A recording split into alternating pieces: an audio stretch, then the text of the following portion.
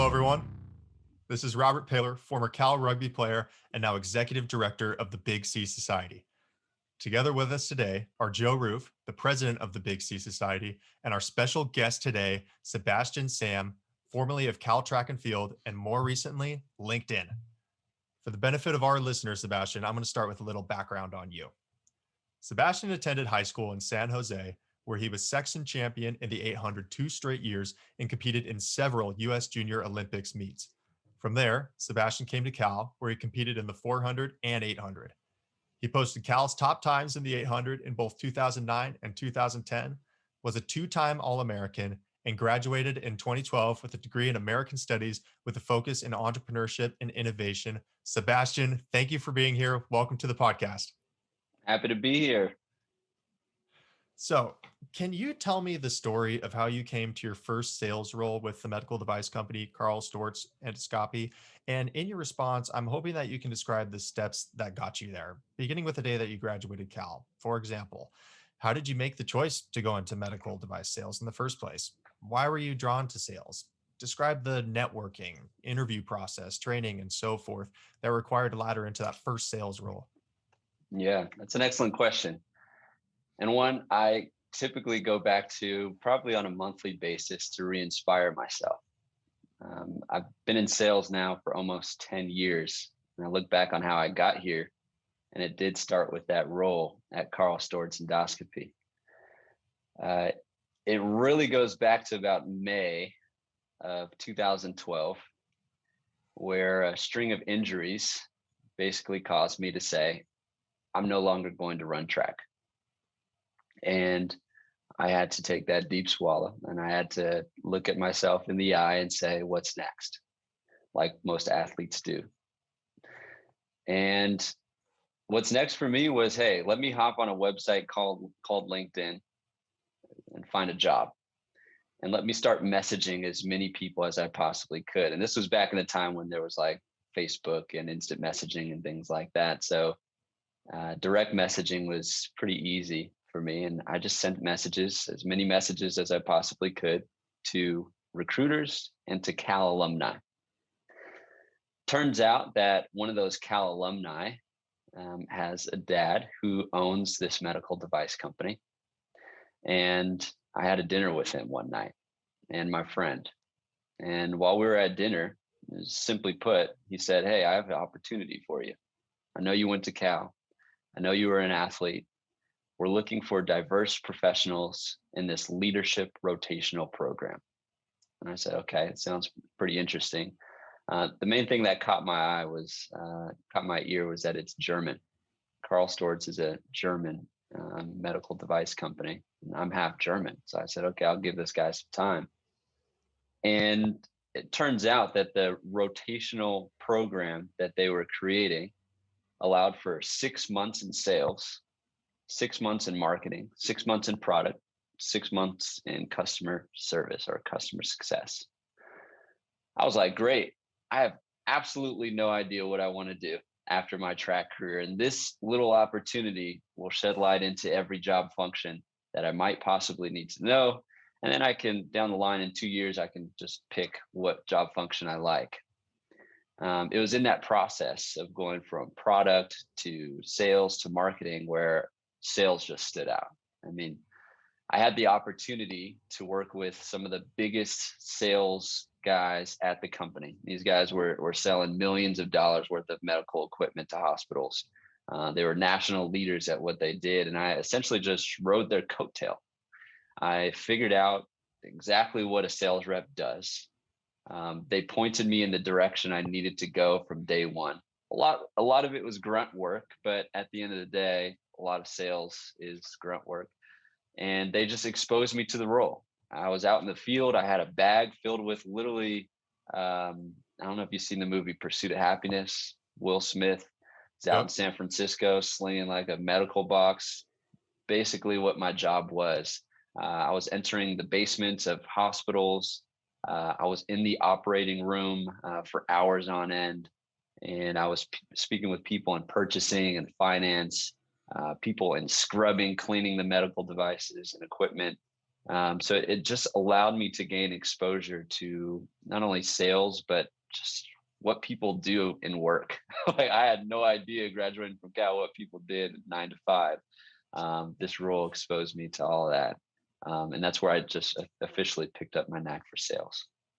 Well, that's an incredible story, and of where you got through that transition in your career. But I want to back up a little bit, beginning to like that beginning part when you had this difficult transition from athletics, which, by the way, is something that every athlete is going to go through at some point in their lives. And in this outreach, I'm wondering, did you get a lot of no's too when you're sending out these messages to recruiters, Cal alumni? Like, how did you push through those no's if you did get them? Yeah, always got no's. Yeah.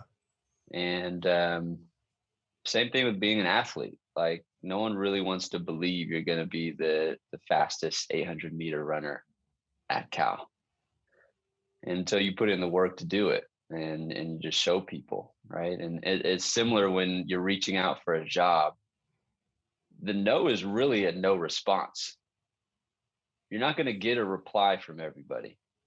And that's how you want it. That's how you think it's going to happen. You want it to happen where every single message you send, it's perfectly curated and it's sending to the perfect person at the right time, and they have all the time in the world to respond to you. And that is not the case at all.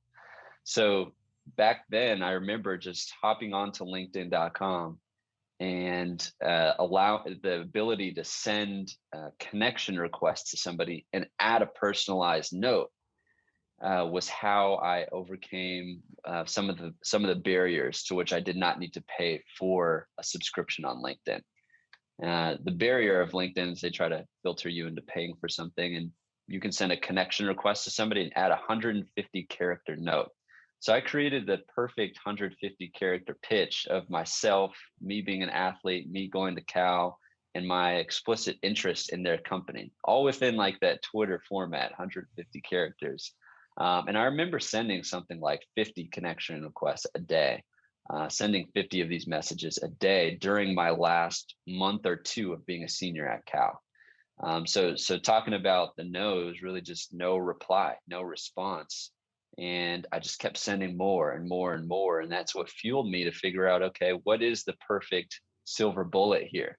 Uh, there is none. So I just kind of did the spray and pray approach. It worked out. People started to respond. I had informational interviews with companies like Apple and Facebook, ones in technology companies in the Bay for the most part. Sounds like I speed really want dating. It definitely was speed dating. I mean, I would have loved to have more dates at that time. I was not getting many replies, but the ones that did reply, I think it was for sure worth it. Yeah. I really want to dive into that 150 character note that you use that our student athletes can talk about. But I want to do that a little bit later in the podcast. I'm also Cool. curious because I've heard that medical device companies really like hiring athletes as salespeople. And do you think there's truth to that? And if so, what are the qualities or skills that medical device companies value in student athletes, and why? Yes, I do think medical device companies go after athletes. You'll probably see the number one medical device company that's out there is named Stryker, and their campus recruiting efforts are relentless. And they go after athletes nonstop. You'll probably see their banners out in like baseball fields as sponsors of schools and universities. So yes, I think medical device companies go after athletes, and why? It's it. I'll give you a good example with track. Um, my schedule as a track athlete at Berkeley was to wake up every day around 6 or 6:15 for a morning run. That morning run lasted until about 7. I had a little time to shower, change, and get ready for class at 8. That means I needed to sneak in a breakfast in there somehow at Golden Bear Cafe, GBC. And I had class from 8 to 2. I had practice from 2:30 to 5. I had training table from 5 to 6. I had weights from 6 to 7. I had ice bath from 7 to 7:30. I had to go over to Unit 3 Cafe by 8 o'clock so I can sneak in a meal. And then it's dang near 8, 9 o'clock. And then I had to take on the rigorous workload of a Cal Berkeley education, right? I did this every single day for 4 years. Not only that, Cal Track, we compete well into the summer, even until August sometimes. And when does school start? August, September, right? So I kind of pick up and do the same thing year after year for 4 years. So when you have that sort of mentality of grit, dedication, right? Self-discipline, leadership, goal orientation, these are all things that I just naturally practiced without really talking about all the time as an athlete. It's just all about the action. And athletes get that. They understand these soft skills, these qualities are important to finishing any goal that we put in front of us. So now imagine being a hiring manager at Stryker, where you're hiring sales reps that you want to have all these skills: self-discipline, leadership, dedication, right? Who wouldn't want that in their employee? And in sales in particular, you're going after a quota, you're going after a number. What that means is you have $100,000 worth of equipment in your bag that you need to sell to a hospital. And your manager is telling you, okay, you have $100,000 today. I need you to get to $150,000 within the next 3 months. So go out and sell, Sebastian. What do? You just take on those soft skills that you've learned since you were 4 years old, 5 years old as an athlete, and you apply it to your role. So I think a lot of they found that science out in medical device industry, especially in sales roles, to know that that's what leads to success. I have a good feeling a lot of the recruiters there used to be athletes, and a lot of the sales reps are athletes, and they become managers and they try to find athletes and repeat the formula. So that's my inkling there. That's what led to my success at Carl Storz. So I'd highly recommend most athletes get started in that way too. Yeah. Can we, you mentioned a couple things. I want to drill into the medical device sale, as it were. Are you selling to doctors? Are you selling to hospitals? Or are you selling to both? And you even mentioned in there in your first description something about like a finance guy. And I want to get a sense for like when you're selling for the, for the benefit of our listeners, what does that mean? And how do it sounds like sometimes you're going through the basement door, sometimes you're going through the front door, sometimes you're in the operating room. Can you kind of just give us a sense of the, like what the sales motion is, all the people you touch, Yeah. and like who needs to be convinced in order to buy something? Yeah. Here's a good analogy. My son, whenever he wants some cookies out of the cupboard, he looks at me because I'm closest to him, perhaps in the kitchen, and he says, "Dad, can I have some cookies?" And he runs over, he grabs the cookies and brings it back, and he looks at me, tries to sell me on the cookies. Said, "Dad, I'm really hungry. Dad, I want food. Dad, can I have the cookies?" And what's the first thing I usually say? Go ask your mom. Right? Go ask your mom. There are multiple stakeholders involved for Elio to get that cookie that he wants. So sometimes he might look at me and say, "Dad, can I have a cookie?" And he just runs right by me and goes to Mom now. Same thing in any sale. Any sale takes 7 decision makers in the business to business world, right? I'm a business and I'm selling a product to another business. It takes 7 influencers, 7 decision makers to make that sale happen. This is real data. Now, in the medical device world, I had to figure out who those 7 people were. I have a piece of medical equipment. In my days, it was a scope that attaches to a camera, that attaches to a whole like computer operating system within an operating room. So the scope that I had, I needed to bring it to a surgeon. And I said, "Here, surgeon, like, please use this on your next case. I think this scope will have vivid imagery for you, and your procedure will take half the time using this scope." How was I able to get into the operating room? I can't just walk right in. Well, I needed to walk up to the hospital and build a good relationship with the security guard. And I needed to say, "Hey man, where are you from? You look familiar. Are you from San Jose?" Oh no, you're from Los Angeles. Oh, anyways, I spark a conversation with him. Oh, by the way, can you point me in the direction of the nurse who helps support this surgeon? I make good friends with the security guard. He points me to the nurse. Okay, there are essentially multiple blockers involved in order for me to get to the surgeon. And short story here, I just find ways to build relationships with these blockers to get me to the decision maker, right? Decision maker is the surgeon who has my scope. I'm in the operating room with him, and he says, Sebastian, the scope is great. I want this. I can't pull $20,000 out of my pocket and hand it to you. You got to go talk to Kevin, who's in finance, and he's going to buy it for me. Well, there's another decision maker. There's one of the seven, right? So now I need to form a relationship with Kevin.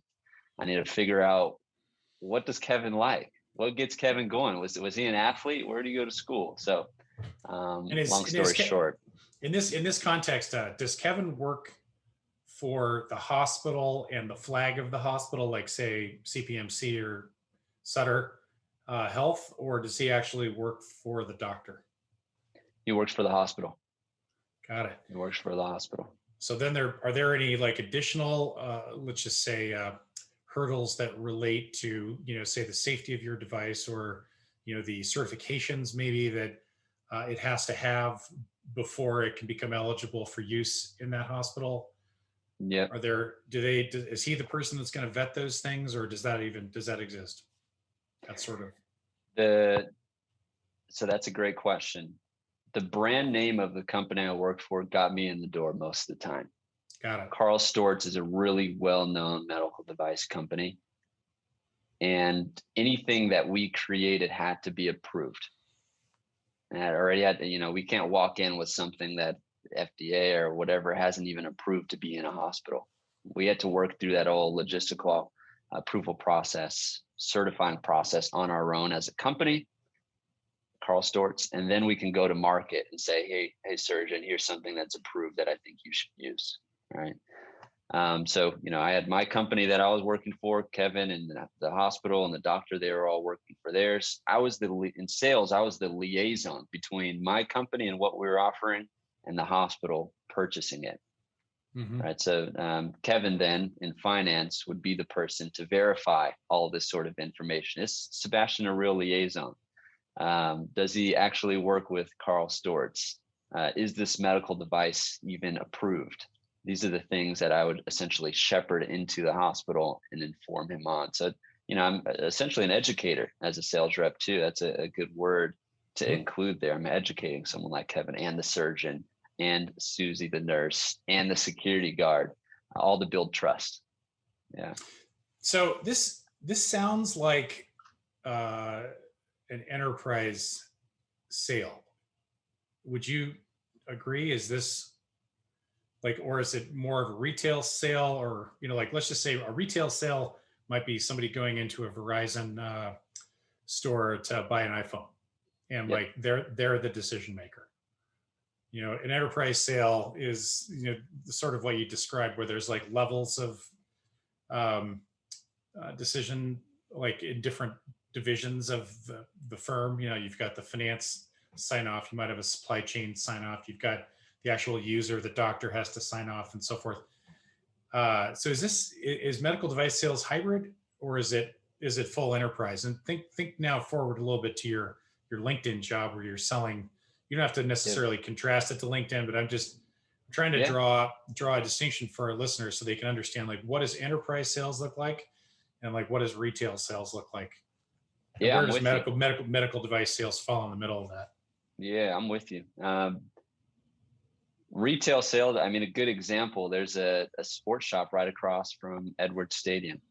Everybody knows it. It's a little small shop, has running shoes, tennis rackets, basketballs. You walk in there, the owner of the shop is a sales guy. At the end of the day, he's selling you his equipment. I walk in there $20, I walk out with a basketball. Right? Car dealerships, same thing. Car dealerships, you mentioned, going in to buy a cell phone, same thing. It's very transactional, right? And that there's not many influencers that I need to incorporate into that sale. I know exactly what I want. I want a cell phone. I go in there, they sell me a cell phone. I only need to interact with one person. I think that's kind of, Yep. The software, even a lot of the software companies, you could almost say that LinkedIn is both retail sales and enterprise sales, depending on what division you're in, because ultimately a lot of the consumer facing websites or web services that we all purchase these days are retail sales organizations. They're trying to convince you, Yeah. not like some other guy who's like checking to see whether the website's products are legit first, and then like you can Exactly. Yeah. Exactly. Medical device for sure is a lot more of an enterprise sale, just because the number of people you need to involve. Also, something to consider: how many people work at that T-Mobile store or phone store or shoe store compared to how many people work at that hospital, right? It's probably 15,000 people working at a hospital sometimes. And you have to navigate that entire situation. It's enterprise because there's so many people involved in making that business happen. Whereas something like a shoe store or a phone store, you're only interacting with a few folks to get what you need from them, right? So. Yeah. One last thing I'll mention, I've got a friend named Ron Herson, who's a very experienced entrepreneur and now sort of bigger company executive at Adobe. He's got this great phrase, though, that relates to enterprise sale, which is swarm the org.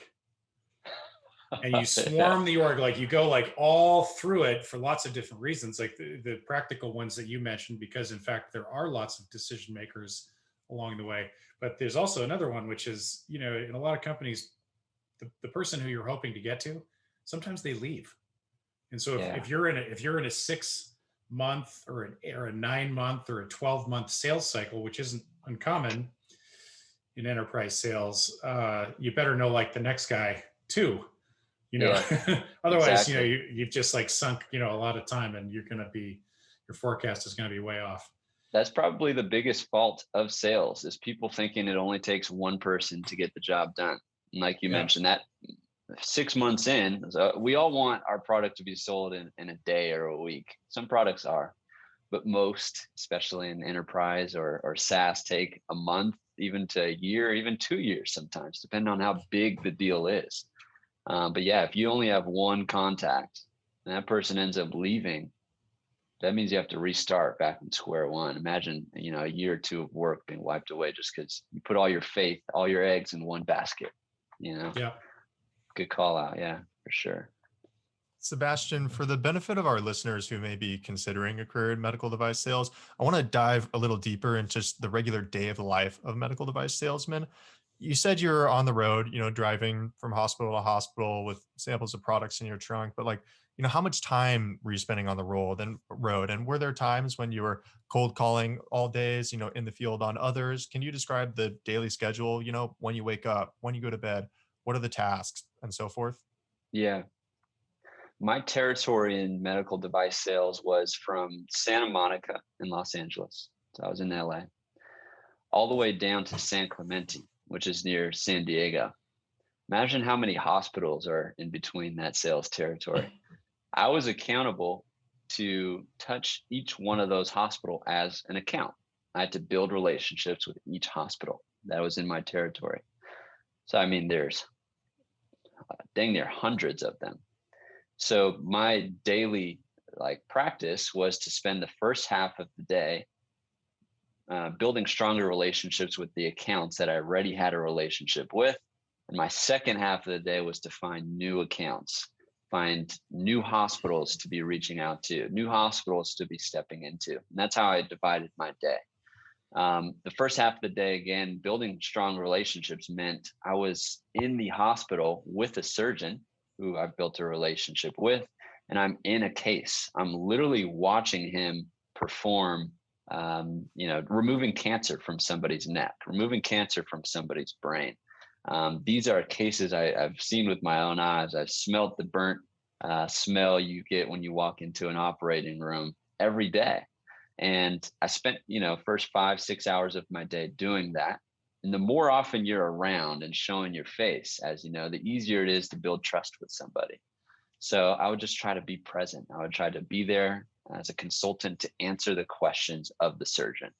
And a question for me as a sales rep is literally, hey, Sebastian, I'm using these forceps that are going through a scope, and I'm looking at this patient's throat. And they'll turn to me and say, Sebastian, is it okay if I use the forceps this way to cut this part of the throat?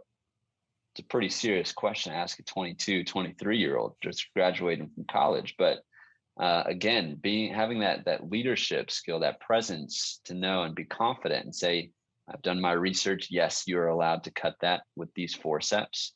That kind of moment just builds this common thread, this trust with the doctor. And I tried to replicate that as much as I could. A lot of driving in between there, right? And LA traffic is no joke. So I might even just go to 1 or 2 hospitals from one case to the next in the morning from 6 a.m. to 12 noon.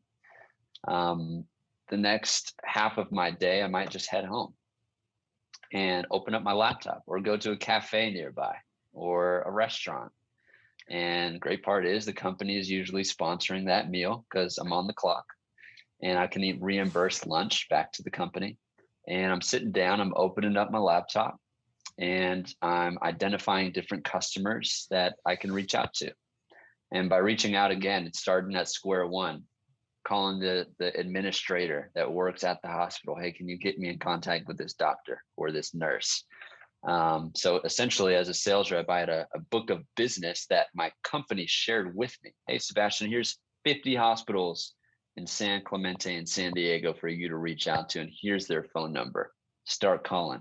So the second half of my day was kind of cold outreach, trying to find more people to build those relationships with that I spent my first half of the day doing. So I would much rather be, back then I remember I'd much rather be in the operating room, just observing what's going on, hearing the beep of the systems, watching everything on display on these beautiful monitors.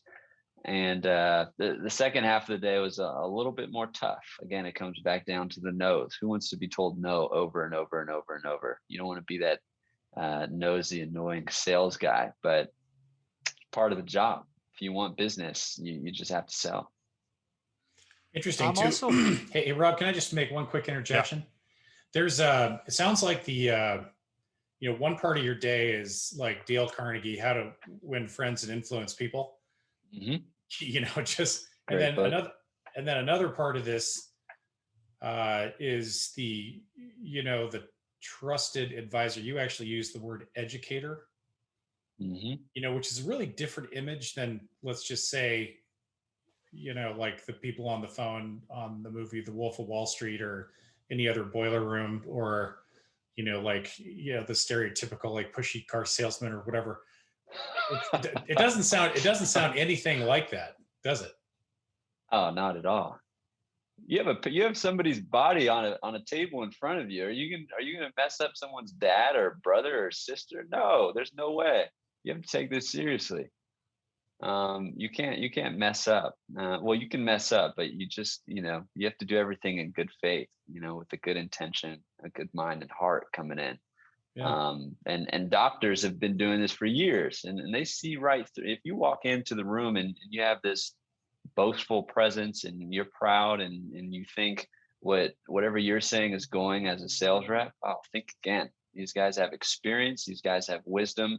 And they'll call you out quickly, and they'll tell you to get out of their operating room if you're being a pest or you don't seem like you're adding value, for sure. Yeah.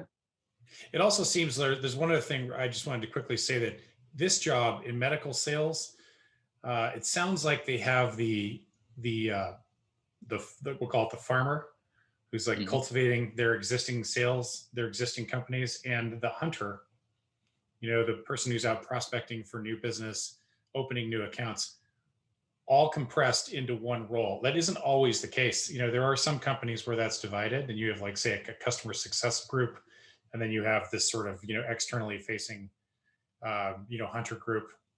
But huge call out right there.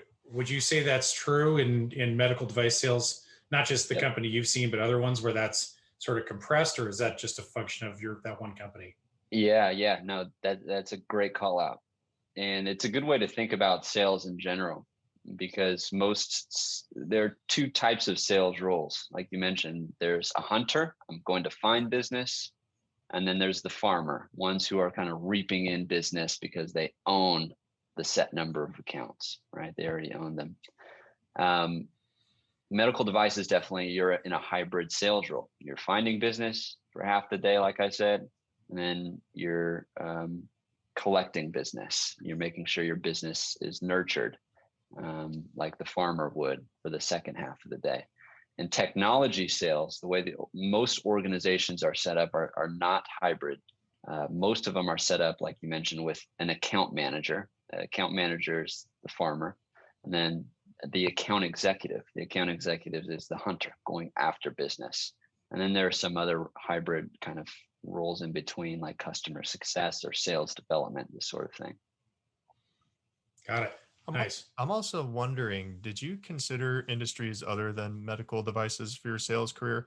For example, people sell financial products on Wall Street, ads for Silicon Valley tech firms, hardware for firms like Apple or HP. There's a wide array of selling careers. And so I'm interested about the thinking, the factors that drove your decision. I know you had this conversation with Connection early on, but were there any other factors that really got you interested in medical device sales? Really got me interested. Well, the pay was good. And I mean, that was I remember telling myself, like, I grew up from really, really humble beginnings with my family. Like, I have two older brothers, a younger sister. My mom and dad came from Germany to the United States. We didn't have everything in the bag, everything we wanted at all times growing up. So one of the things I knew I wanted when graduated from Cal was a pretty well-paying job. And I was like very honest with myself with that. And again, I didn't have ill intent with it. I just wanted a savings account, something for my future. I wanted to buy the pair of shoes I've always wanted growing up and just having free reign to do it. So I told myself I want a well-paying job. Medical device pays really well. Majority of the contracts you're working with are well over $100,000 for each sale. And there are multiple sales throughout the month for each hospital you're working with. So it can be very lucrative. Now compare that with a job in marketing and advertising, depending on the company, right? It may not pay as well. And I kind of vetted that process as I reached out and qualified what people were doing in these phone conversations, back to the LinkedIn connection thing. So a well-paying job was one thing I remember being honest with myself with. And I'm definitely not the kind, I don't think I'm overly resilient where I can receive a no every single day, every single time I reach out for months on end until I get that one deal, right? And the reason I say that is I wanted to work for a brand name. A brand name was Carl Stewart's in the medical device industry. I couldn't work for a very small marketing agency that no one has ever heard of, just calling 100 companies a day, hoping somebody picks up. That was also something I remember thinking to myself, I really just want a company that's established, that has, I can build a 401k with and this sort of thing. And Carl Stewart's was that. They're the leading privately held medical device company in the world. So that was something else I considered. And I remember trying a job once. I think it was sophomore year, maybe it was freshman year to sophomore year at Cal. Over the summer, I had a month before I needed to start track. And I said, let me try to get some internship experience. And I tried to work for this small boutique sales company in Walnut Creek. Don't even remember the name of it, but I lasted 2 weeks because what they had me do day in and day out was go to San Francisco, drive in your own car, use your own gas, get there, go to each warehouse you see and ask them if they need things like toilet paper or paper for their printers. And I did it for 2 weeks and I was like, this knocking door to door is just not for me, especially representing a brand that nobody knows. Like that is a whole lot of resilience. And again, that just wasn't for me. Some people could do it.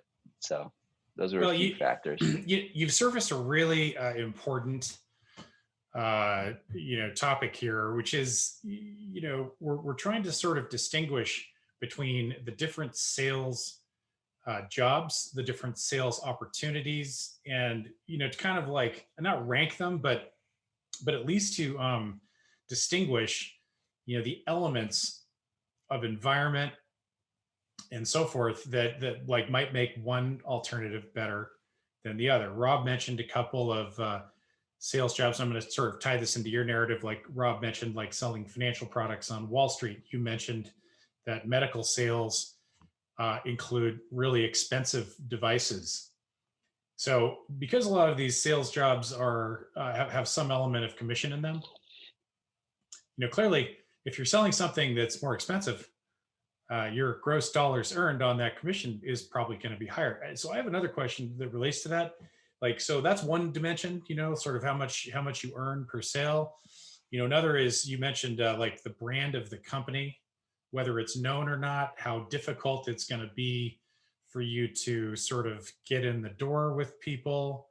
Another one could be, whoever your sales leader is. And I'm even wondering if, just the sensation of, I've always wondered if, I think a lot of people, athletes seem to take sales jobs. And I've been curious about whether, just the being in a position of influence, you come out of, your position of influence as an athlete, you feel strong, you feel motivated, like you're doing something important. And then, considering like where you might be able to continue those feelings and that impact, may have a like, so then of all these different places where you can choose to sell, I'm just wondering, do you think margin matters too, in addition with the actual like total sale price?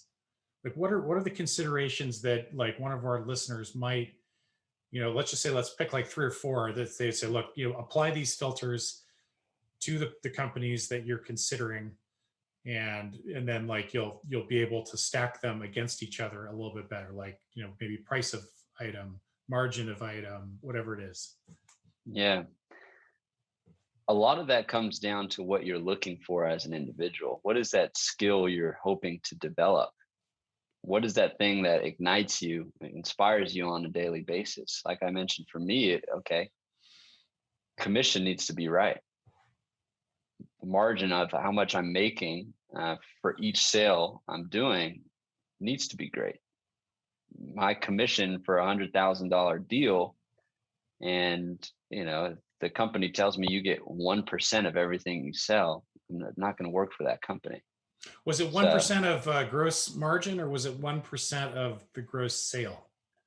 13% of the gross sale is typically what it was. 13% Wow. of the gross sale. Yeah. Well, that implies that the margins in medical devices are actually pretty good. Exactly. So to me, I think that the margin of the product that you're selling, has a direct influence on how much a company, is willing to, let's just say, commission their salesperson for selling it.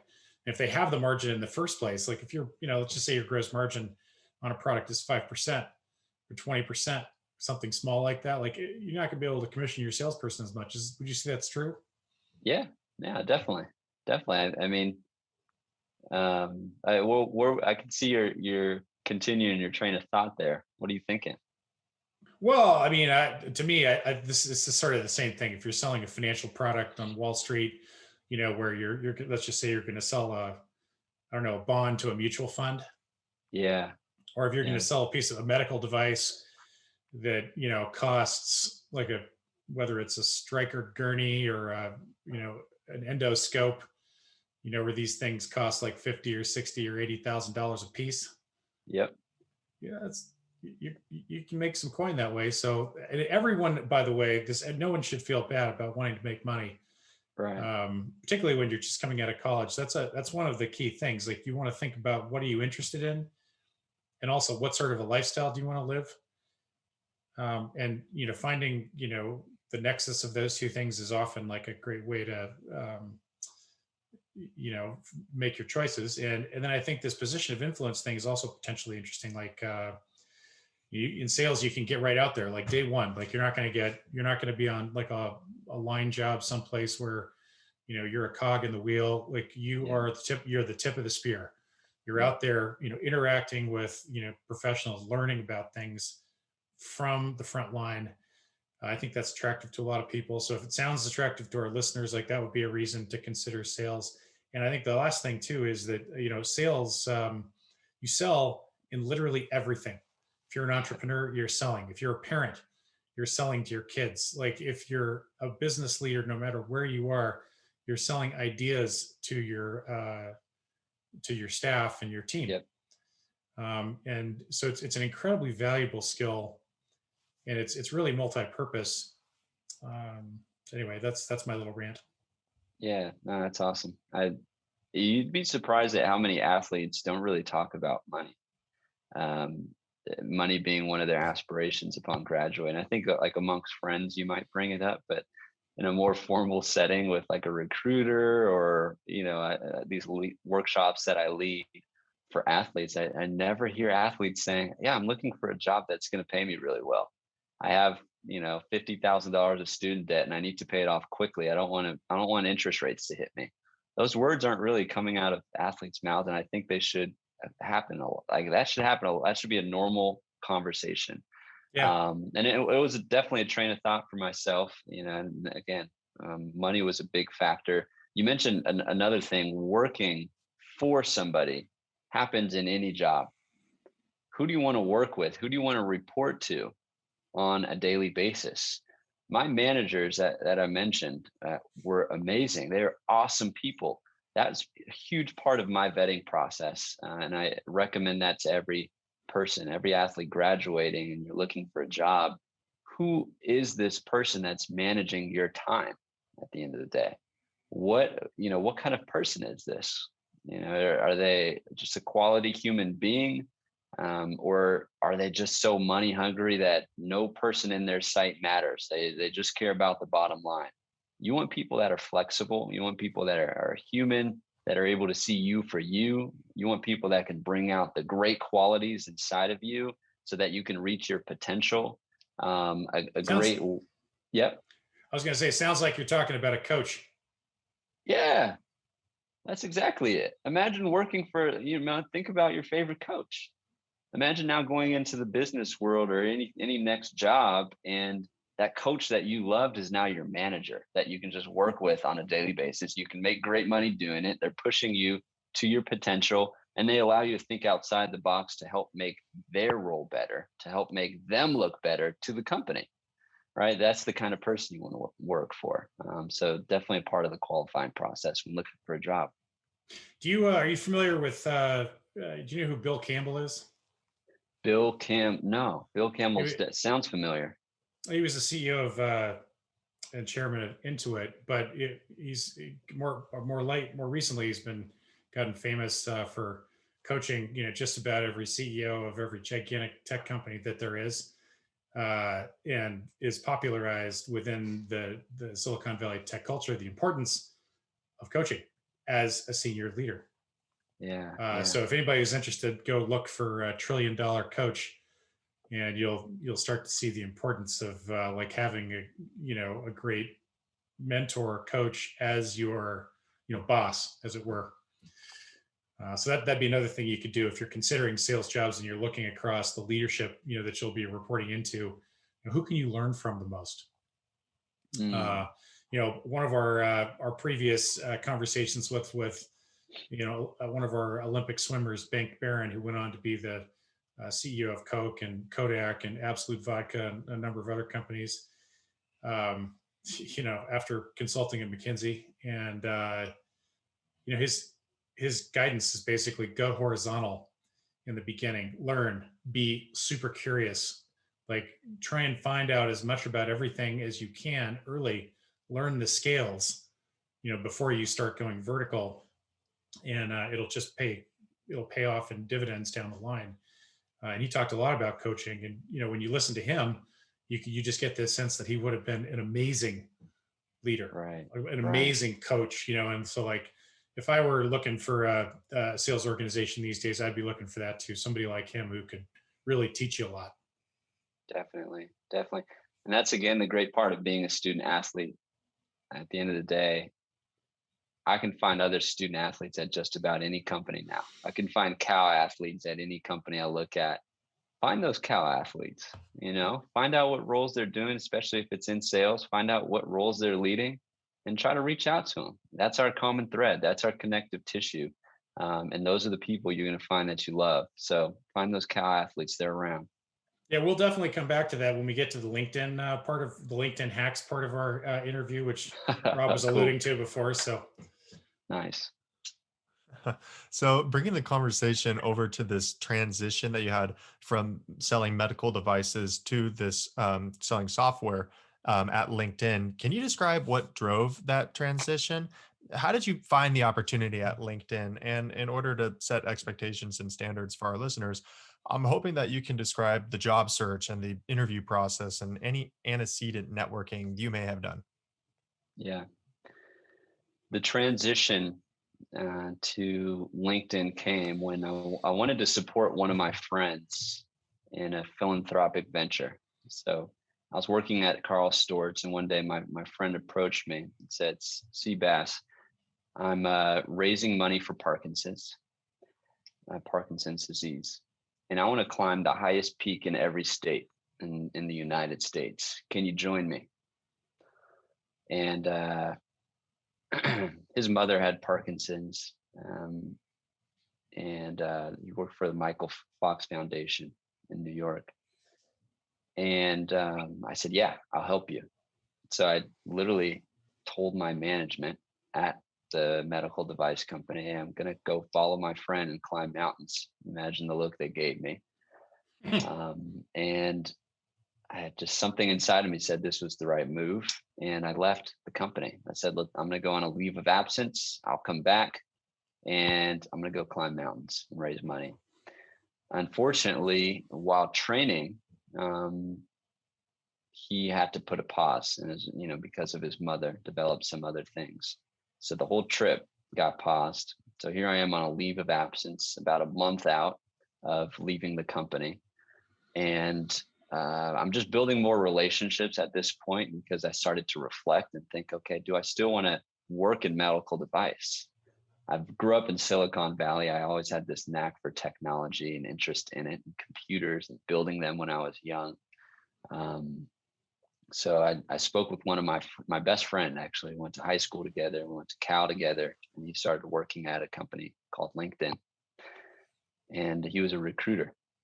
And he was just telling us all this great stuff that was happening. Free lunch, a cafe, come to work when you want, work from home when you want. Everybody's relaxed wearing jeans. Everyone's wearing t-shirts. You never need to wear a suit.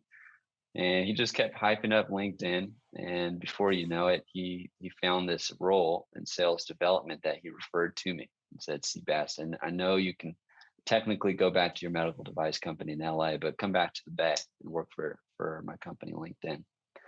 And that's what I did. It was a smooth transition from me expressing my interest to him showing me the role, to him introducing me to the manager for the role. Literally, it took 3 days from me meeting the manager to me being hired for that role. Surprisingly, every single role I've taken at LinkedIn has happened that exact same way, through like 3 to 4 day time period from me expressing interest with the manager to me getting hired. So I don't know if it's a LinkedIn thing or or what, but that was how I transitioned out of medical device and into LinkedIn. The role that I transitioned into was basically at the bottom of the barrel in sales. I had a lot of sales experience, but I had to start at square one because I transitioned industries. And at that time, I started as a sales development representative. And happy to get into what being a sales development rep is, but that's where I started, and that was the transition. Yeah. First off, I want to say that your story hits home for me. My grandfather has lived with Parkinson's for about 30 years. So you know, taking that move, like that purpose-driven move, that's particularly inspiring to me. So thank you for Awesome. sharing that and for taking that step in your career. And I also want to start talking about the day-to-day of working at LinkedIn for our audience so they can decide whether they'd be interested in a career in software sales too. So, can you paint a picture for our student athlete listeners of what a typical Tuesday looks like with your role at LinkedIn, a day in a life, as it were? Don't leave anything out. What is the culture like? You talked about, the dress and all that, and who's on your team and who do you report to? What time do you start working? What time do you stop? Are you prospecting, cold calling new customers and hunting growth? Or are you calling existing customers and selling follow on services, farming your growth? Tell us how you do your job. And what do you sell? Like, let's talk about selling Yeah. software too. Yeah. Totally. Um, it's a lengthy question. Where do I start? There's so much involved. Maybe like just why was I inspired to start working at LinkedIn in general? Sure. It came from the vision of the company. Let's create economic opportunity for everyone in the global workforce. Everyone. It's about 2 or 3 billion people in the global workforce. Let's help them. Says LinkedIn. And I said, okay. It sounds philanthropic to me. Speaks to me. Let's work for them. So how do we carry out this vision at LinkedIn? Well, it's a software company. It's a professional network. It's online.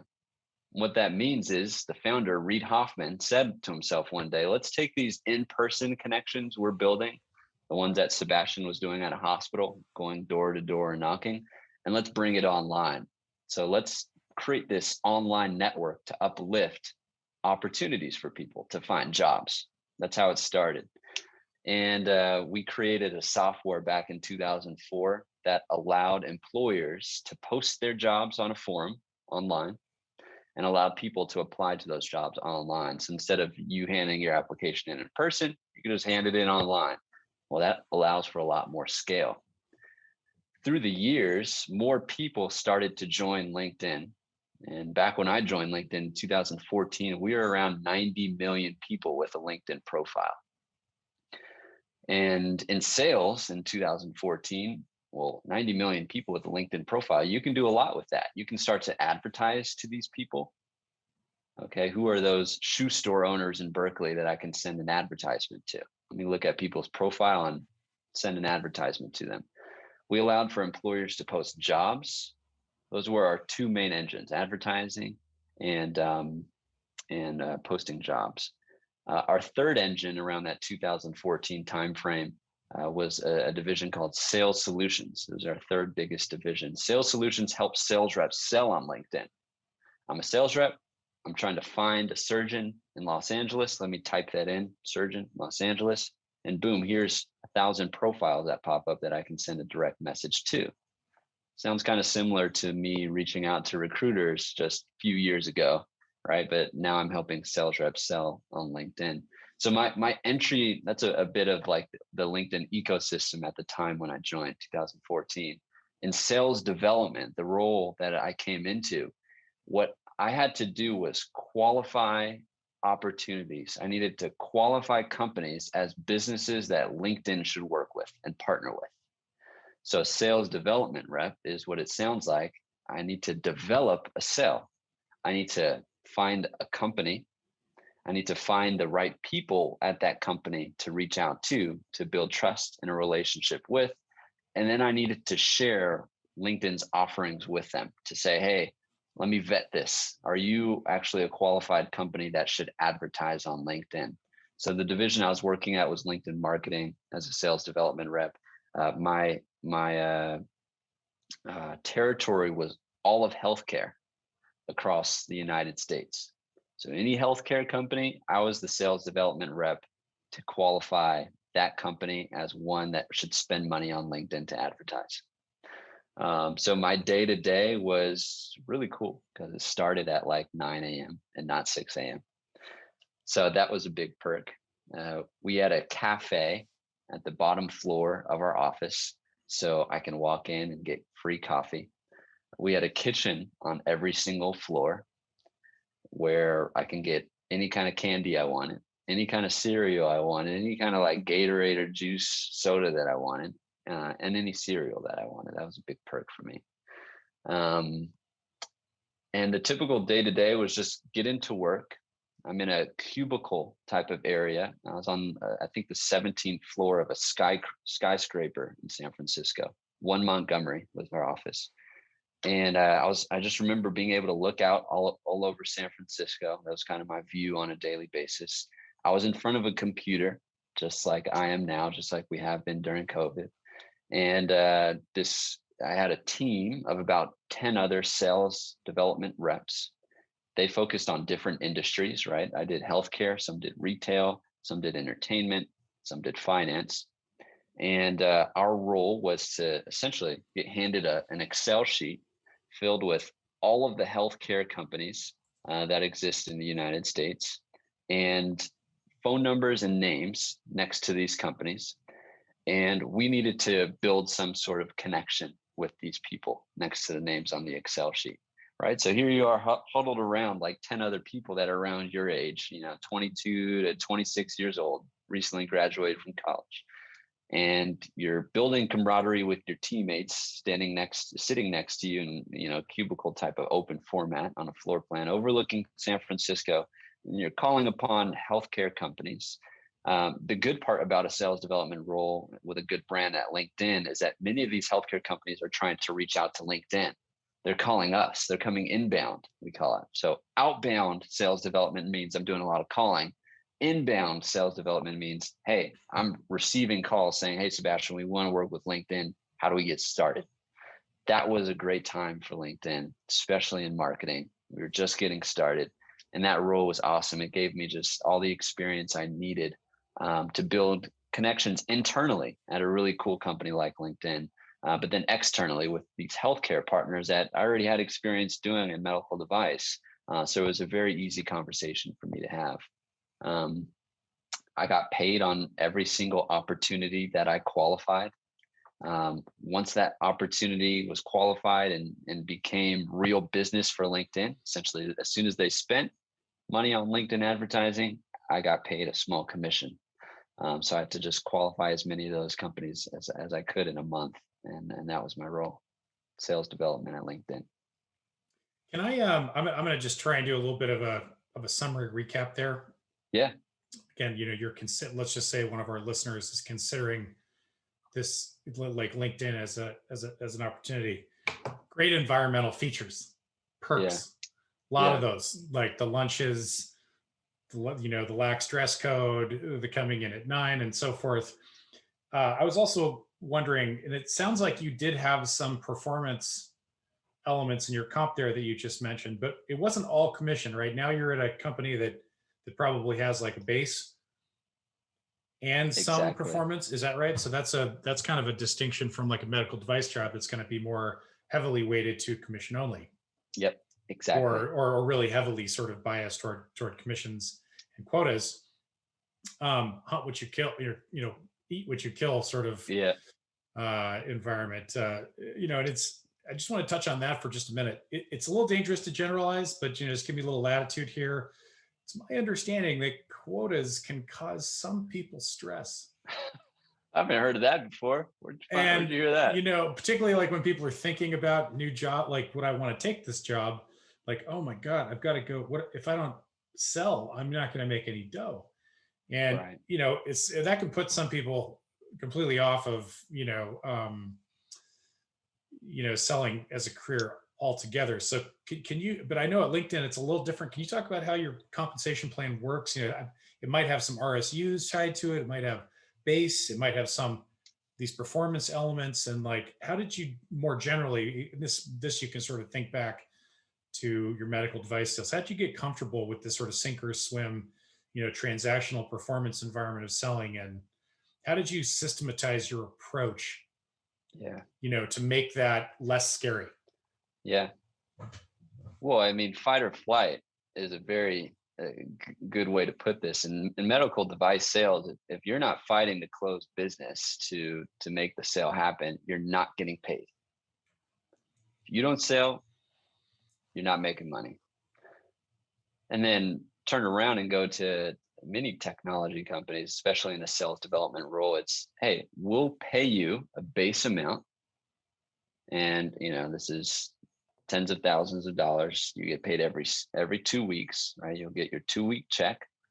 And once a month, we'll give you a commission check.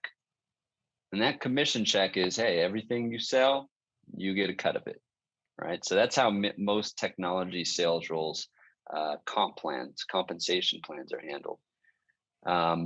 Any and that allows, RSUs or yep, stock or anything else too? Or yep. At that time, LinkedIn was not a public company. So we had restricted stock units, RSUs. That means that you have equity in your company. Essentially, they say, hey, Sebastian, here are 10,000 shares, for example, of LinkedIn stock. You have equity. So one day LinkedIn is going to go public, and these stocks, these RSUs, will transfer into public stock once they IPO that you can cash out for money. It's equity. You have equity in the company you're working for. My privately held company, Carl Stewart's, I didn't receive I didn't receive stock units at all. It was just commission, getting paid well. LinkedIn was, here's a base pay, here's some commission, as well as here's some stock for you because we want you to have equity in our company. And that allowed comfort at the end of the day to know that I didn't need to wake up and the money that was coming in every 2 weeks was going to happen. And everything else, all the other overperformance was just the cherry on top. And it was up to me to decide if I wanted that cherry to if I wanted to be a small cherry or if I wanted to be a mango flopping into my milkshake. Nice So, analogy. I just worked my ass off. I worked really hard to make sure that commission happened. And it did. I got promoted from sales development in 7 months. Which at that time was pretty unheard of. Usually it takes around 2 years, but I overperformed. I took my experience from medical device and just crushed it in my role and became an account executive at LinkedIn in 7 months. And were there accelerators like would be when you go beyond your quota where you start earning even more than the normal, cut? Or Yep. So a good call out here is most sales reps have a quota. Right, a quota means, again, here's $100,000 that you need to sell. You can sell more than $100,000, and that would be considered your accelerators. If you sell more than $100,000, we'll pay you more commission on every sale you make. So an accelerator would be, hey, we'll pay you 5% on every sale up to $100,000. Anything more than $100,000, we'll pay you 10%. We'll double your commission. So it's in the best interest of people to just do really well and sell more. Yeah. Yeah, that really aligns interests, as does, both incentive stock options and RSUs in the sense that if the company does well, you're doing great there too. Yep. Do you, I want to talk, let's talk about the systems that you use personally to achieve and exceed those quotas. And I want to sort of tie that into, another question, kind of, this is sort of like, what makes a good seller and what's a bad seller? Let's instead of thinking about the outcomes, let's think about the systems, that you used to make the quota performance, A, not scary, and B, to knock it out of the park. Like what are the important systems that a seller might want to replicate? Yep. Great question. And my answer to this question is I was a really, really, really good 800-meter runner. Why was I a great 800-meter runner? It wasn't because I could run 2 laps fast. It was because I could run really, really, really great 200 meters times 4. I could run 200 meters times 4 in a race to equal my end. How did I fine tune my approach to run really fast 200 meters? Well, I practiced over and over and over with my coach. I practiced every day. I included 200-meter intervals in every practice. I included 400-meter intervals in every practice, 600-meter intervals in every practice, or 100-meter intervals in every practice. And if I close my eyes and get on a track right now, I could run a 30-second 200 like that to the second. And I share that kind of process, that sort of mentality with you because the same thing happens in sales. You're provided with a number, $100,000, and you need to put the processes in place over the duration of a year to meet that $100,000. So let's break that year up into 12 months. So on a monthly basis, how much do I need to bring in order to reach $100,000? Okay, now based off of that monthly, what practices do I need to put on every single week for 4 weeks to make that number happen, right? So it's about finding a process that breaks out that bigger number into smaller chunks where you can put a repeatable process in place to reach a goal. The repeatable process on a weekly basis was, if I send this number of emails on a weekly basis, I'll receive this many returned emails. Out of this many returned emails I receive, X number of them will say yes, Y number of them will say no. And I tried to repeat that process week after week, sending emails, conducting phone calls, or asking for referrals to businesses, all through technology on my computer for the most part, or on the phone, that would allow me to get the number on a weekly basis, monthly basis, and an annual basis, right? So that is always the process. I even use that same process today in my sales career. But it's about thinking of the greater number and how do we shrink that number down to something on a weekly or monthly basis and try to hit that number or goal and then try to repeat it. Hopefully people talk about sense. This is like the sales funnel, essentially, that contemplates, the yield, from activity one, which is number of contacts, how many people respond, and then of those who respond, how many convert, and so forth. Yep. Yeah. And then just systematizing that gives you a sense of how much work you need to do daily, to exceed or to overperform. Exactly. Yeah. Numbers don't lie. What do you, that's great, because that actually does take a lot of the worry out of these. I mean, you can systematize just about anything. Yep. And that's how you would systematize, this, sort of scary idea of like, how am I going to get to that big number? Yeah. Sorry to interrupt, but I mean, it's kind of scary to think I need to send out 100 emails today. How do I do it? Well, okay, let's shrink that down further. What software is out there that will help me send 100 emails with a click of a button? Yeah. That exists. So in sales development, I was taught these sort of software programs that will allow me to scale my process of sending 100 emails within seconds or within minutes, right? Because all I needed to do then was write one email.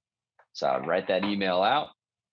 I would maybe insert company name here, brackets, where I can customize certain fields in the email, like company or first name or last name or phone number or address. And I would literally just write out one email template with those brackets, plug it into a software. That software allows me to click send, and it'll send it out to 100 people at once. So again, 100 emails sounds like a lot if you write them individually, but if you write one email sending to 100 people with a click of a button, it sounds a lot easier.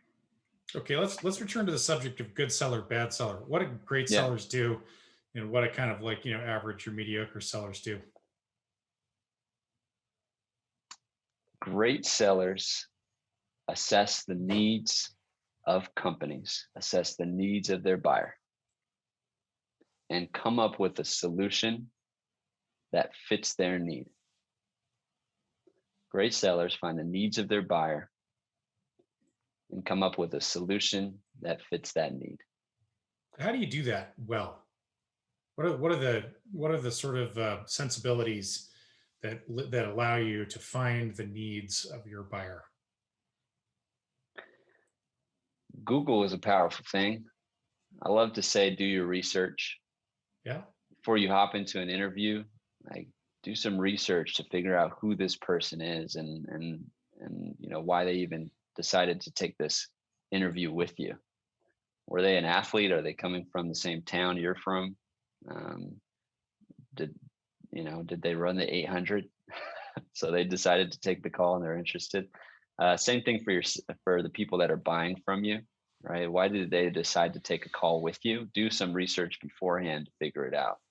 When you're doing that research, you're really just finding the need on your own, right? You're coming to a hypothesis of why this customer decided to take the call with me. And now as you enter the call, after doing some research, you feel confident with that hypothesis, right? Of maybe 30 minutes to an hour of research. And now you can kind of share with the customer, hey, this is what I'm thinking. This is my hypothesis to why you took the call. And this is how I believe we can add value for you. But let's open up the conversation. Let's talk about your business. Why did you take the call? Was I right in this hypothesis in this area? Share with me a little bit more information there of maybe where I was going wrong, right? So this idea of coming with value to the buyer and then them sharing with you, no, that doesn't fit, or yes, this does fit our business. Then it's kind of like, you're collaborating, you're working together to make sure this need is met. And again, if your product is great and it's filling the need that they really need at their company, then they're going to look like the knight in shining armor. You're really helping them, right? So essentially, you're helping them pitch their employees on why they should, move forward with your product that you're selling to them. So it's really that value need relationship that I've always grown into. And a part of that you mentioned is the Challenger Sale is a good book I reference for any sales rep. But coming. Oh, go ahead. Yeah. Well, I was going to say there's another too.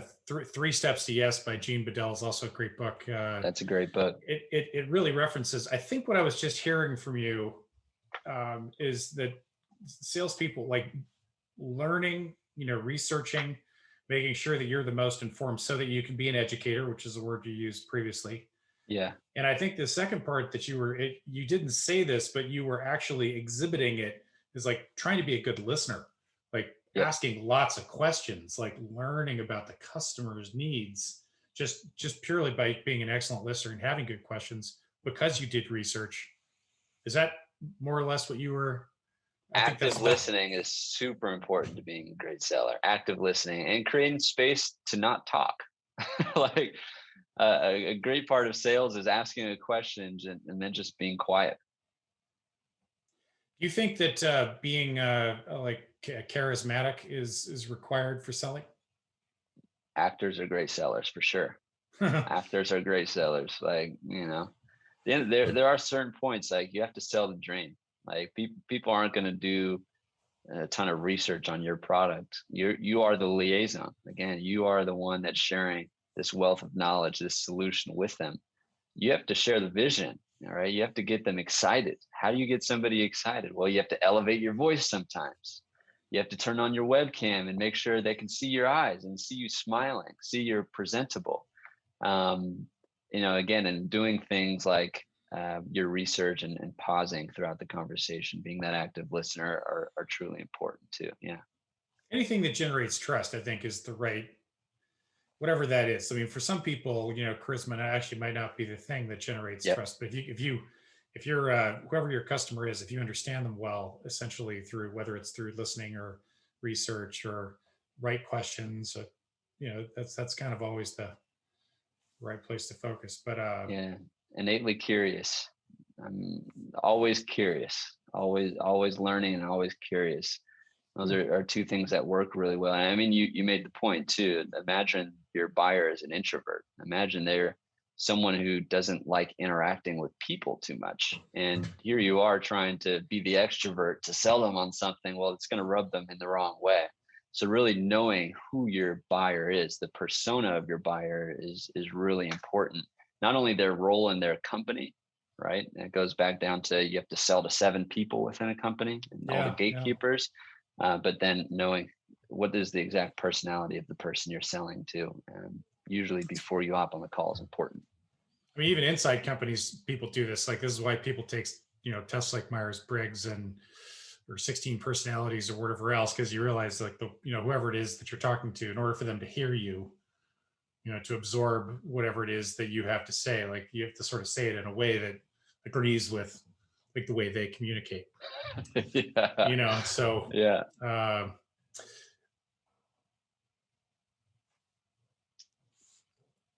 well, Sebastian, I want to continue to follow your career arc here, with LinkedIn. We went with sales development, promoted to account executive. Can you bring us now to where you are now in your career and kind of give us that daily life explanation again?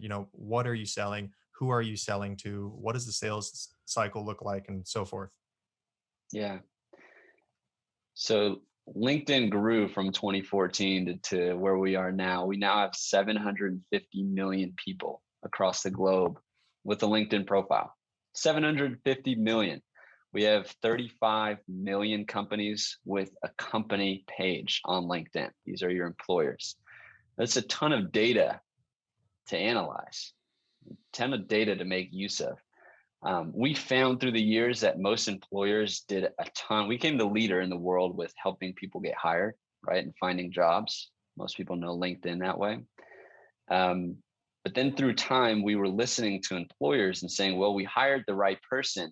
Now we need to train them. We need to figure out how we can increase their skills so that they fit our role, get promoted, are happy at our companies, this sort of thing.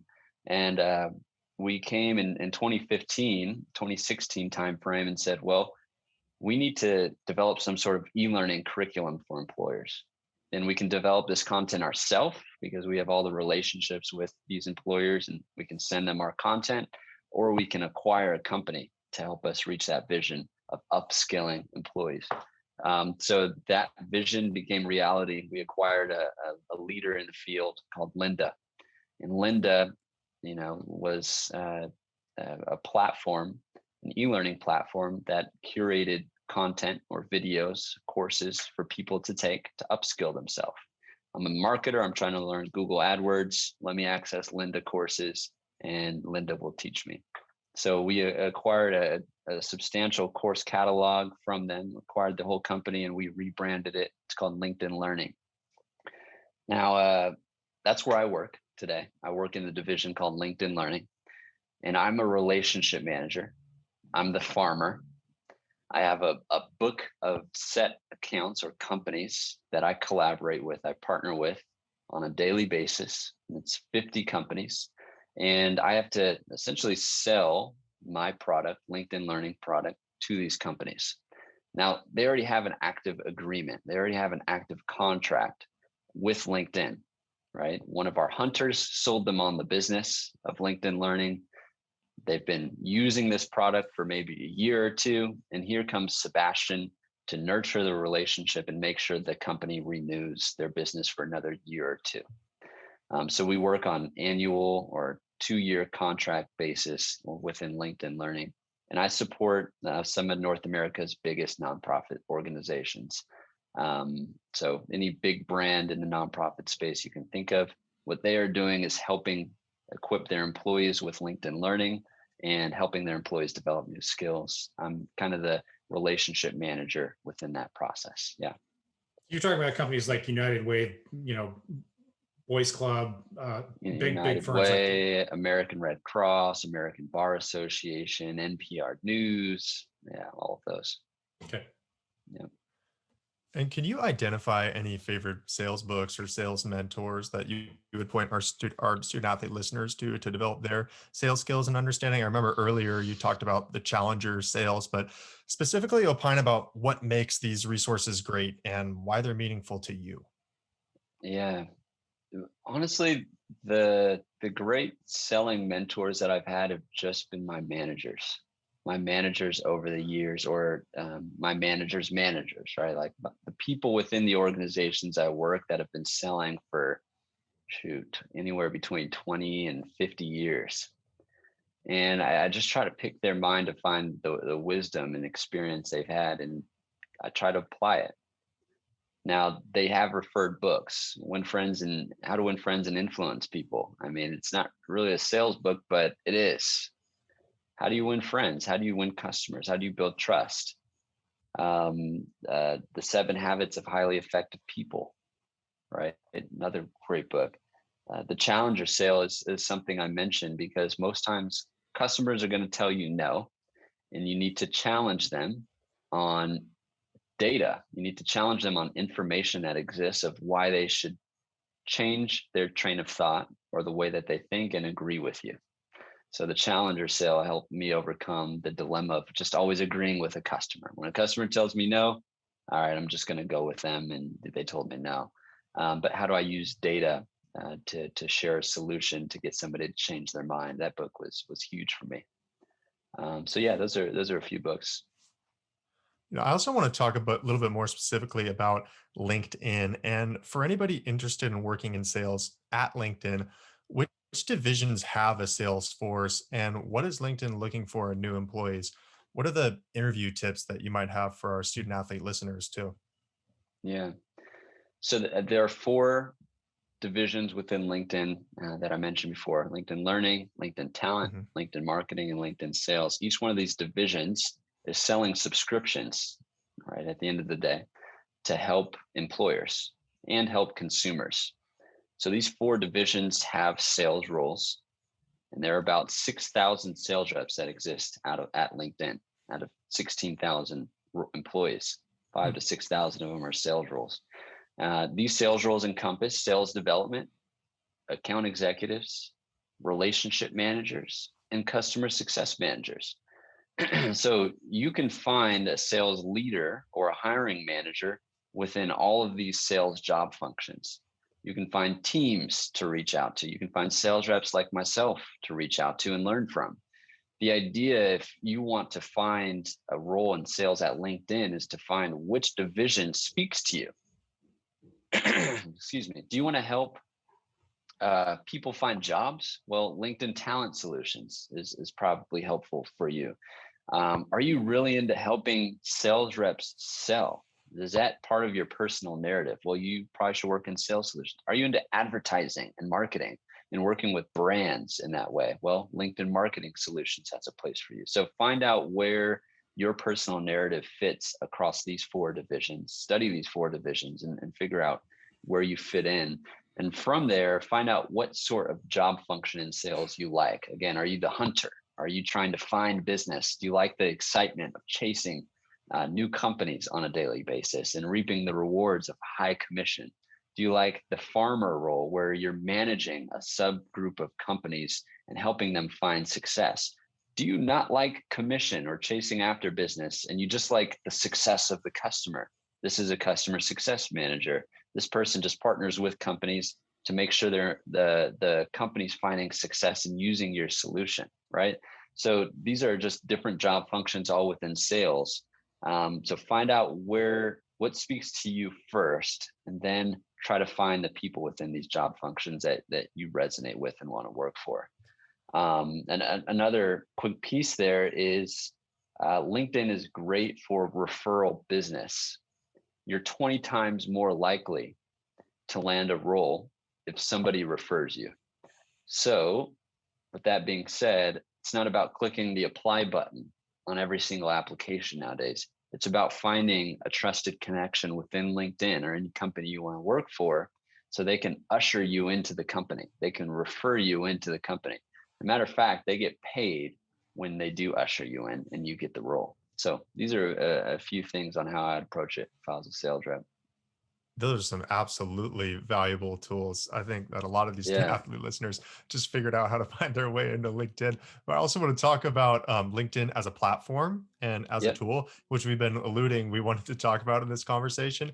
How can our student athlete listeners best use LinkedIn to grow their network, secure the job they want, and promote themselves professionally? I remember in the beginning of the conversation, you talked about that 150 character message that you use to do your outreach. Are there any insider hacks that you have for student athlete listeners to get the most out of LinkedIn?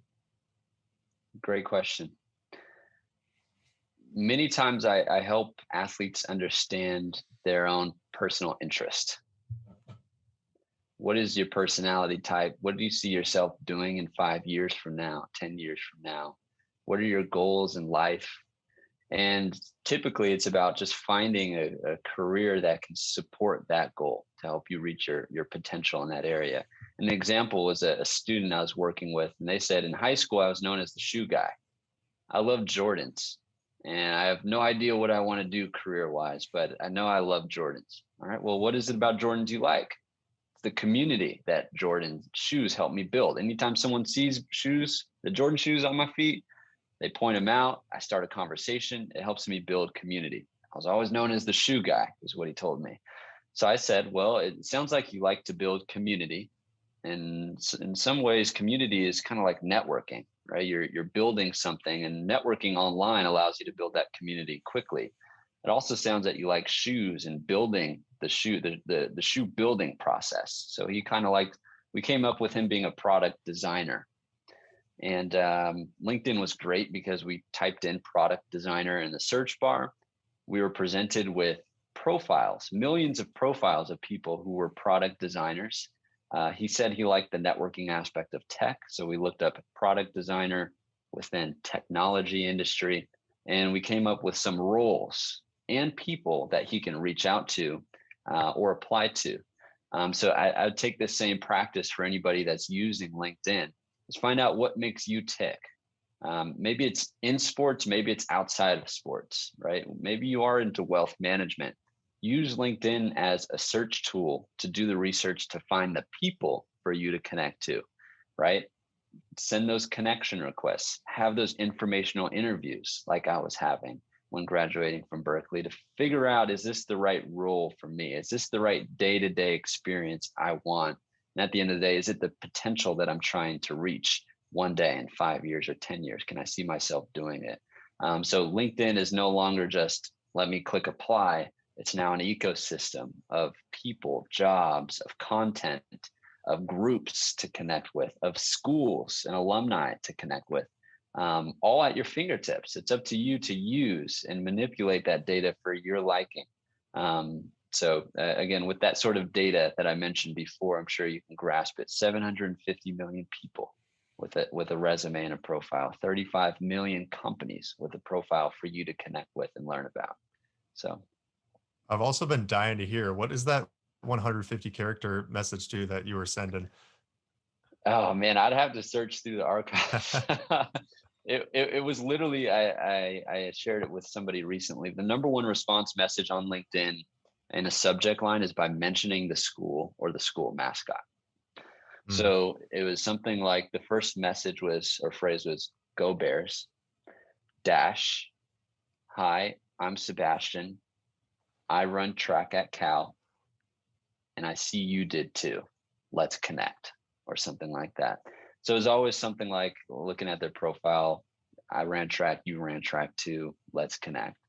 And then once they accept the connection request, then you can send as many messages back and forth as you'd like. Doesn't have to be 150 character limit. So that's when I would come in with a more decadent email to send to them. So hopefully that helps. Here's another quick plug. Most people don't know this. There's a subscription on LinkedIn called Premium. Premium allows you to have access to message anybody you want on the site. You can send an in-mail message to them. Every employee at LinkedIn has 5 premium subscriptions to hand out to their network for free. If I was a student athlete, I'd reach out to anybody at LinkedIn and say, hey, do you mind if I take advantage of one of your free premium subscriptions so I can find a job, so I can send messages to recruiters, and so I can connect with more people as I see fit. So that's a quick hack. People didn't know it. Most people don't. You can get a free subscription from anyone that works at LinkedIn. Yeah, well, I'm throwing that in my tool belt. For sure. I also want to touch on your side hustle, Forever Athlete, which from what I've read looks to be an athlete reskilling business. Can you explain to us your mission with this business and what motivated you to start this, and what's the value you're looking to bring to student athletes with Forever Athlete? Definitely. Forever Athlete is a community of athletes that helps athletes transition to their next play. Community of athletes are essentially a team, and we help athletes transition.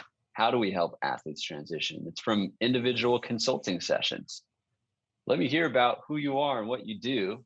And based off my experience, let me help you get there. Based off my network, let me help you get there. So we do that for individual students. We do that for groups of students. Maybe there's 5 or 10 that want to come together and have a session like this to understand what their next play is.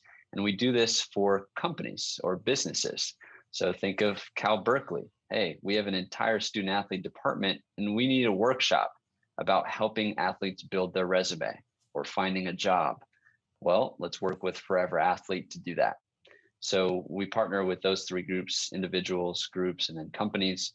But at the end of the day, I want to share my experience. I want to share what I know about sales, what I know about the working world. I want to share my network with people to help them reach their job, reach their next play. So Forever Athlete is now developing content in this field to help shed the light there too. So it's a work in progress. It's nimble. I mean, that's why I love it. And that's why it's a side passion. It changes frequently of what we tend to help athletes with, but we want to keep it small so we can help as many athletes as possible too. Now, I think that creates a pretty natural segue into shifting into the intangible benefits of the thousands of hours you invested on the track, training, competing, running, so much running. Our Yeah. audience is very interested whether the sensibilities developed as an athlete are transferable to post sports careers. So, for that, I'm going to turn it over to Joe. Yes, Sebastian, we've alluded to this. We've even talked about it a little bit in Yeah. this discussion already, but it's worth repeating again, sort of in its own frame. We hear a lot about the advantages embedded in the mindset of former athletes at work, along with other disciplines, time management and so forth, that supposedly give former athletes an edge in the workforce.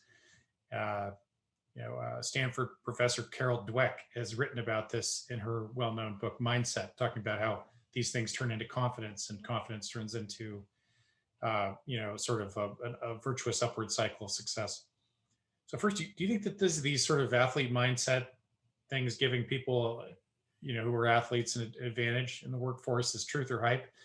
And if it's truth, like, do you feel like you have any? Can you mention or reassert any of the specific, track and field superpowers that give you an edge in your work in sales? Yeah, it's truth. It's 100% truth. Athletes possess the innate qualities that help them succeed in the workforce, period. Most of these qualities, again, I've shared this before, but we're not talking about like how leadership transitions to sales while we're on the soccer field. We're not talking about me screaming at my teammate from one side of the field to the next to get my point across, to make sure they're reaching their potential. We're not tying that to, hey, I'm going to be a good marketing leader at my company one day, right? We just don't talk about that. But if we're doing these things on the field since, again, we're 5 or 6 years old, I mean, you best believe those qualities are inside of us and they will come out forever. We are athletes forever. These skills come out in our families, how we raise our kids, how we maintain our health, right? So again, a lot of these qualities are overlooked while we are athletes in the sport, but they transfer completely into any job, any career. An example, I gave you a few, but right, trying to hype up your teammates and trying to motivate and influence them when they're having a bad day. That's exactly what it's like to walk into the office and see someone's slouched shoulders over their desk. And no one really wants to go over there, knows how to go over there to have that hard conversation with them, to look at the bright side. But as an athlete, we have that sort of conversation every dang day, right? Our coaches are having that conversation with one of our peers. So we're able to experience that real hand, take what our coaches would say day in and day out, and again, share that with somebody in the workforce. These are things that happen every day. And people all the time look to me to be that person. And I know, and I just look back on my time at Berkeley of just developing these skills and now being the one to share them. Again, imagine running that 800, sprinting for 2 laps, and knowing at the 100-meter, when there's 100 meters left in every single 800, you get to a point where you can't feel your body. Literally, you can't feel your arms, you can't feel your legs. Every single race, There's never a time when you enter a race and yeah, in the back of your mind, I'm going to face this monkey on my back. There's going to be a gorilla. My chest is going to puff up. I'm going to be breathing hard. I'm about to feel like I'm going to pass out. I'm trying to pump and can't get anywhere, but there's a finish line and I will finish. And typically when I do finish, with all the practice I've had up to this moment, I'm probably going to set a PR. I'm probably going to feel like all the practice, all the hard work I've done to get here is going to be meaningful and impactful. It's kind of weird. There's no real term for that. It's almost like you're a maniac trying to reach this goal on the track. And, when I'm talking about it out loud, again, it seems like who wants to be that person? But doing that every single day since I was 9 to 22. Now tell me when there's a $100,000 quota in front of me for the month or for the year, can I hit it? Well, again, let's put that monkey on my back. Let's put the systems and processes in place to hit that goal. And every single time I've exceeded it. I've gone to President's Club multiple times. Currently in my role right now, I'm 150% to my number, and it's for a reason.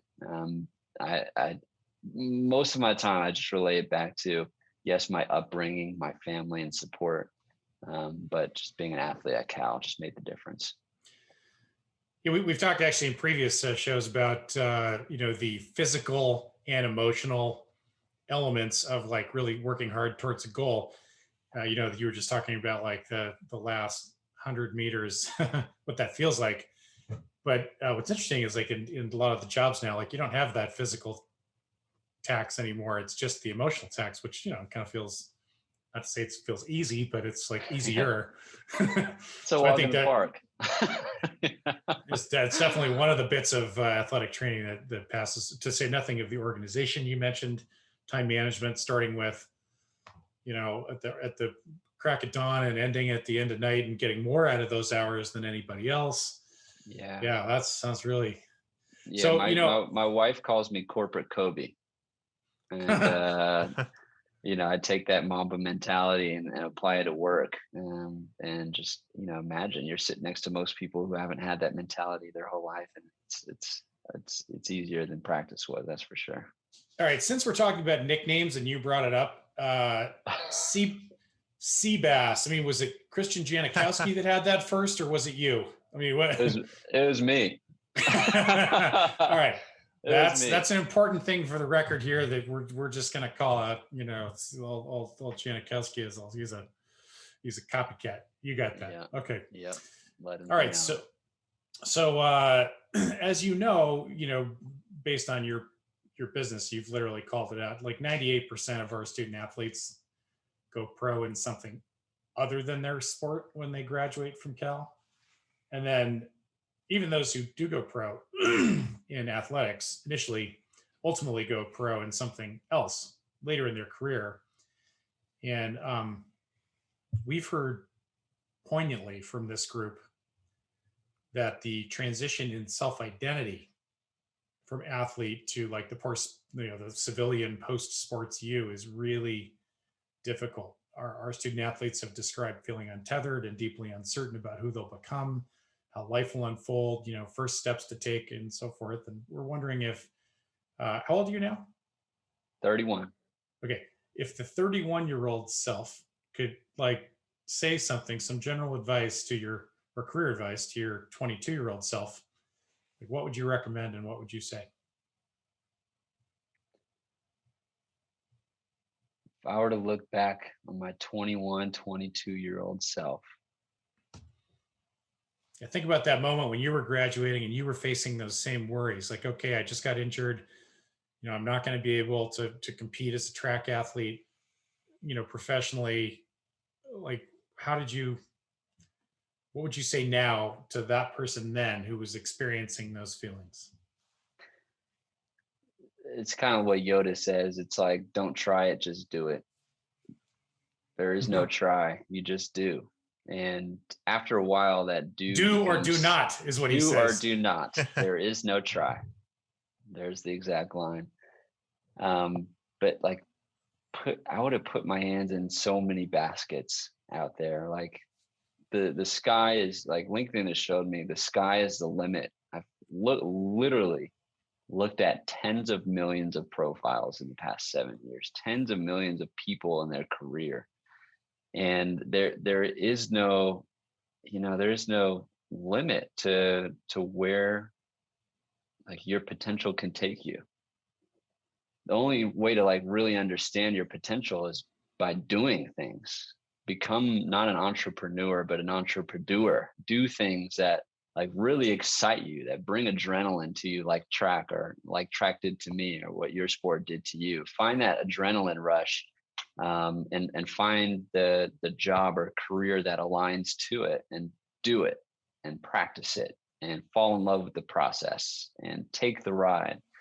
But just kind of shooting darts in the dark, and not trying new things, and always thinking of a great idea, a bright idea, but never really getting around to doing it, you're just going to always be left on this cliffhanger. So if I were to look back, it would just be those thoughts that I thought maybe I can be a graphic designer. No, like, download Photoshop and start doing it, start practicing.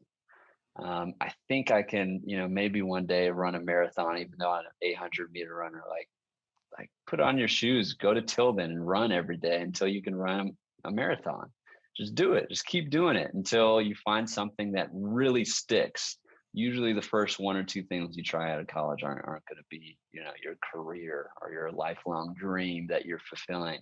So just keep doing, keep practicing, and sometime in due time, that thing will just hit you one day, like, wow, this is it. I want to do this for the rest of my life. So That's really great advice. I read something the other day. It was, I'm going to butcher the quote, but it was like, move the body and your mind will follow. Yeah. Which was attempting to sort of get to this, like, action, just start going. Wow, man, Sebastian, that was great. I mean, how can our listeners? This was, I get the sense you've got a lot more to give. How can our listeners follow you and reach you? Just like personally on LinkedIn, Forever Athlete. How do they find that? Any resources that you may have that you may want to share? How would they find those things? Definitely. We're coming out. I have a team of content people. We're about to start dropping a ton of content through Forever Athlete. So get excited for that. Maybe by the time this episode comes out, it'll already be out. So look me up on LinkedIn. It's the best way. Just search Sebastian Sam on LinkedIn. My direct email is sebastian@foreverathlete.com. So you can reach out to me directly. But again, the best place to connect with me is going to be LinkedIn. You can look at my road, my experience on how I got to where I am today. And I'm always going to be able to point you in the right direction to somebody in my network. I can help you find the right person on LinkedIn. And that's the real goal. I'm going to create that spark for you. My team is going to create that spark for you to find your next play. I'm definitely looking forward to it. So I appreciate you guys so much for this opportunity. Oh man, thanks. Thank you for opening up your wisdom book and just letting us hear all of this goodness. Thank you. Really, thank you. Yeah, it's really been wonderful. And go Bears. Go Bears. Go Bears. Go Bears.